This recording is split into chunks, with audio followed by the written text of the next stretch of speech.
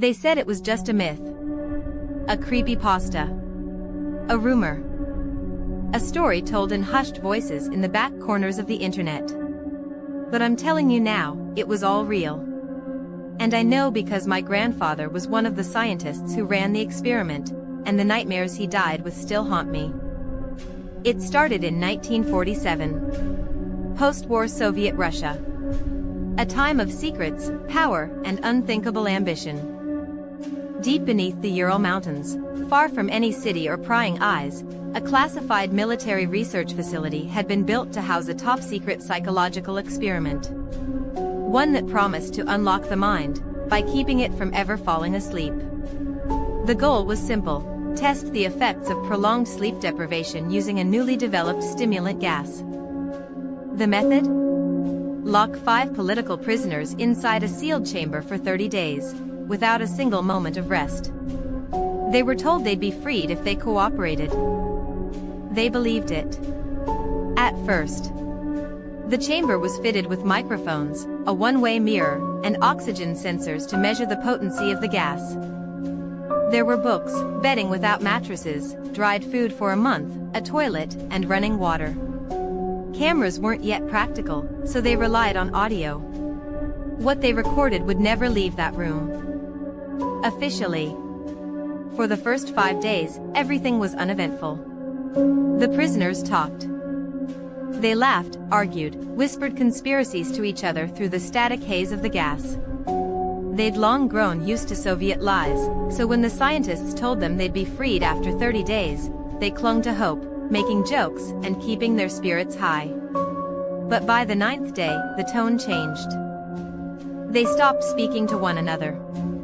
Paranoia bloomed like a black flower. They began whispering into the microphones, about the guards, the scientists, the gas. About each other.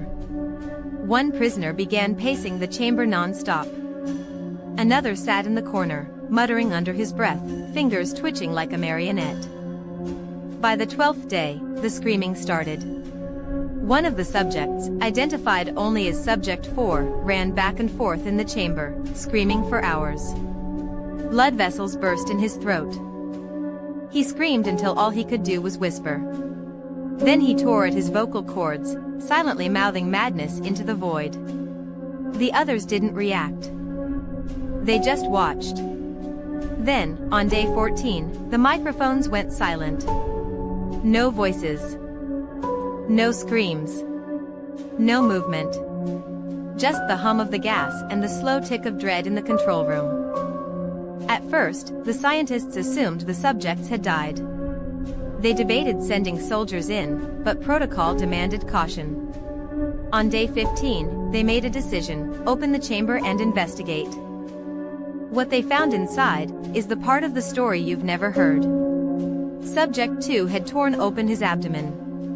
Not just slashed, opened it surgically, precise and methodical. He had used his bare hands to remove his organs and arranged them in a circle around him, still connected by tendons and veins. He was alive.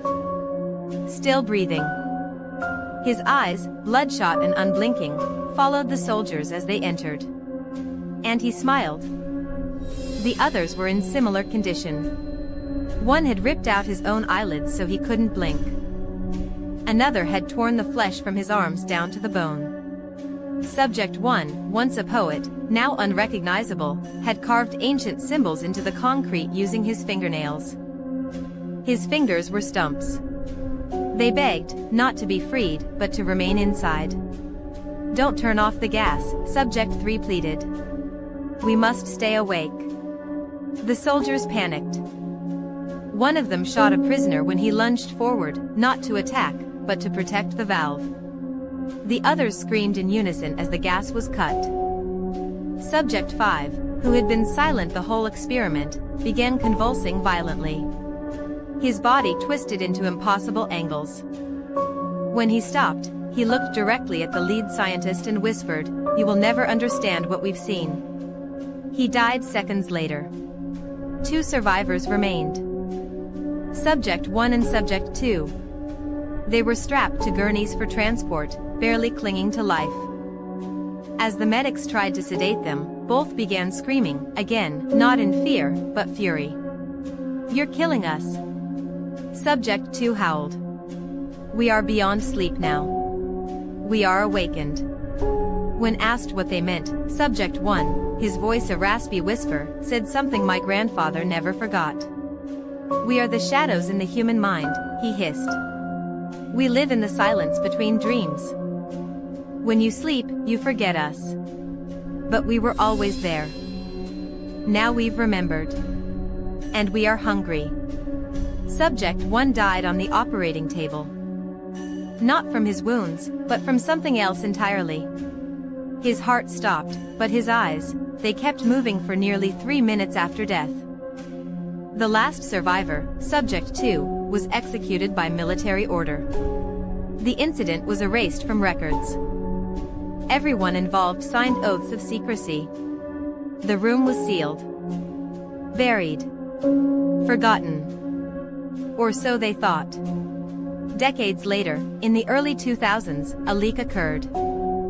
An anonymous post on a Russian message board retold the events, fragmented, altered, mythologized.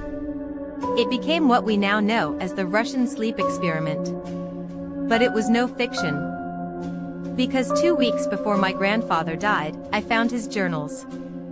Pages filled with nightmares he claimed weren't his own. Strange drawings. Gas formulas. And at the very end, a passage that chills me to this day. I hear them when I close my eyes. They whisper in a voice that is not a voice. They were never just in the chamber. They are in us.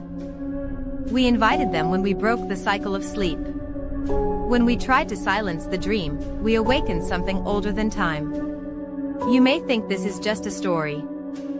But if you hear scratching behind your walls, if you wake up gasping, heart pounding, convinced something was watching you, that's not your imagination. It's the silence between dreams, remembering you.